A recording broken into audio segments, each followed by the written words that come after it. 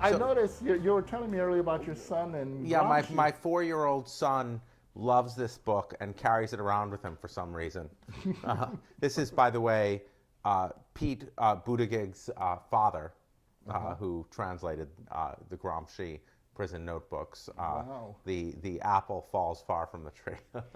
Well, it's funny what it's funny. There's an ongoing funny thing about Italy, and issues around race. It's really hilarious.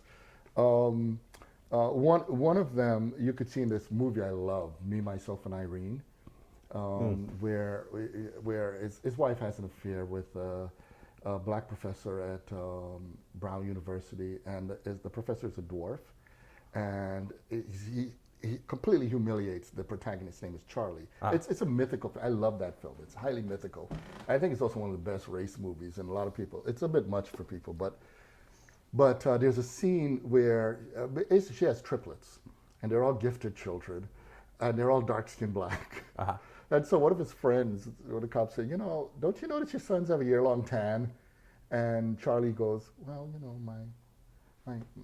my great-grandmother's Italian. Well, there's a related story with Richard Pryor. Richard Pryor mentions when he first goes to Kenya. He decides, he lands, and he has all of this African-American views of Africa. So he uses mistaken words like tribe. That's a whole long story. But anyway, he wants to go up, and he says to the first brother he meets, he says, man, what tribe would you say I'm in? The guy looks him over and he says, Italian. so there it is. Gramsci, no matter how much, the Southern Europeans need to embrace their African ancestry. So my wife is half Kenyan, half African American, and grew up in Kenya, so we go to Kenya sometimes. And when I first went there, I asked my father-in-law, what will they think of me, the fact that she's married a white Jewish American? And he said, as long as you're not Luo. Oh. There's an old saying from 1965 when Mboya was killed, probably by Kenyatta, a Luo will be president of the United States before a Luo is president of Kenya. Well, it came true. That was pretty prophetic. Yeah, exactly. Wow. Well, one of the things I thought this might be a good context to talk about what we do.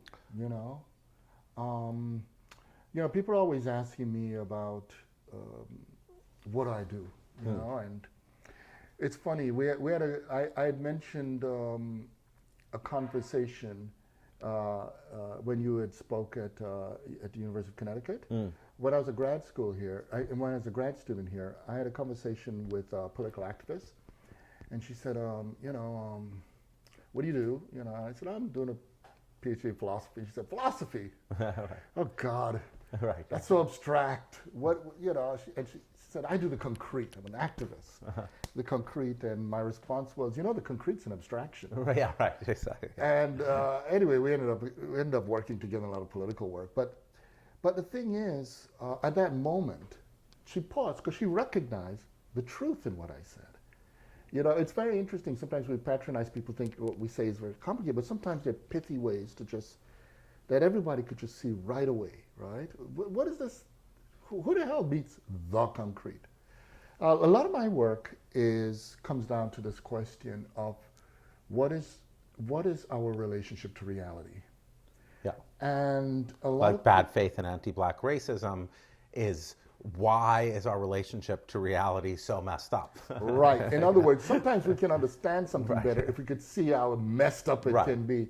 And so there are a lot of these ways in which, frankly, we are really skilled at trying to avoid reality. Yeah, that's the seam I see through all of your work, as any anti-colonial work has to be.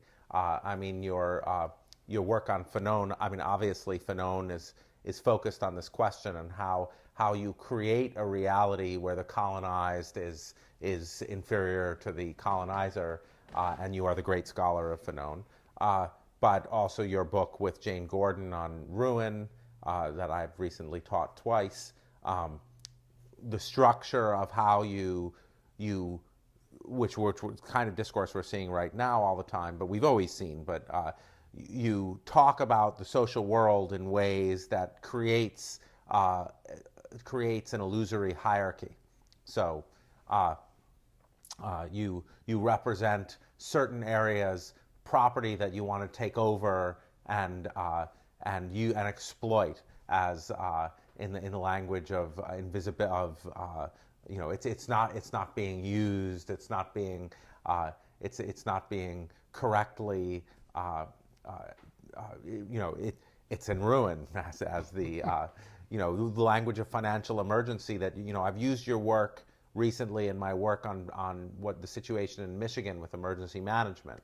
So in my paper, this is an example of the abstract concrete distinction not making much sense, because what you do in that book with Jane Gordon is you show what the ideology is underlying this seizure of majority black cities because for financial emergency. So they painted in Michigan. So I have this paper, The Emergency Manager, Strategic Racism, Technocracy, and the Poisoning of Flint's Children. So they represent what they did is they took over all 6 black majority cities in Michigan, replaced the mayor and city council by an emergency manager because they were not capable of self-governance.